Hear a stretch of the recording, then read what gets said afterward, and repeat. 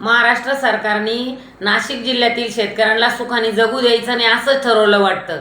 आता नाशिक जिल्ह्यातील निफाड तालुक्यातील सारोळा ते म्हसरूळ अशी 220 केव्हीची टॉवर लाईन पारेषण कंपनी नेत आहे। कुठून नेती माहिती आहे का? शेतकऱ्यांच्या चालू पिकातून, जिथं शेतकऱ्यांनी कांदा लावलेला आहे, डाळिंब लावलेले आहे आणि विशेष म्हणजे द्राक्षाच्या बागा आहेत, अशा शेतीतून जर समजा ह्या महापारेषण कंपनीने टॉवर लाईन नेली तर शेतकऱ्यांनी काय खायचं, उदरनिर्वाह कशावर करायचा आणि कर्ज कशाने फेडायचं।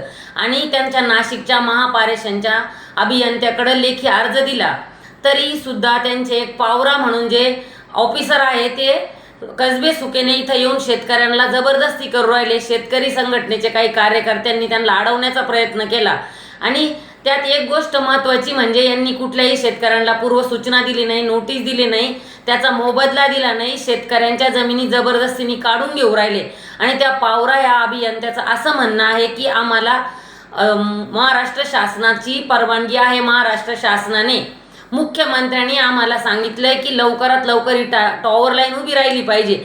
म्हणजे तुमची टॉवर लाईन उभी राहायसाठी तुम्ही आमचं पिकं मोडणार आहे का, आमचे द्राक्षाचे बाग मोडणार आहे का? आणि तरी सुद्धा तुम्हाला जर टॉवर लाईन करायचे असेल तर जिथून तुम्ही टॉवर लाईनचे सर्वे केलेले तिथं त्याच्या शेजारी एक माळरान आहे, त्या माळरानातून ही टॉवर लाईन जाऊ शकते।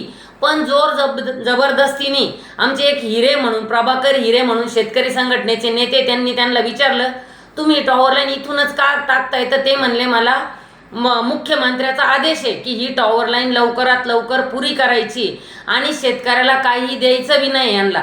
म्हणजे यांची जबरदस्ती शेतकऱ्यांवरच असती का? आणि एवढं करून त्यांनी काम सुरू केलंय आणि शेतकऱ्यांशी आरेरावीच्या भाषेत बोलायचं नाही। कोणी असेल, सरकारी कंपनी असेल, महापारेषण असेल, मुख्यमंत्री असेल, यांनी नाशिक जिल्ह्यातील शेतकऱ्यांवर कायम अन्याय केलेला आहे। आणि जर शेतकऱ्यांच्या जमिनी जबरदस्तीने काढून घेणार असेल तर शेतकरी संघटना गप्प बसणार नाही। मग महापारेषणचे अभियंता जरी असेल तरी कायदा हातात घेतल्याशिवाय शेतकरी संघटना राहणार नाही।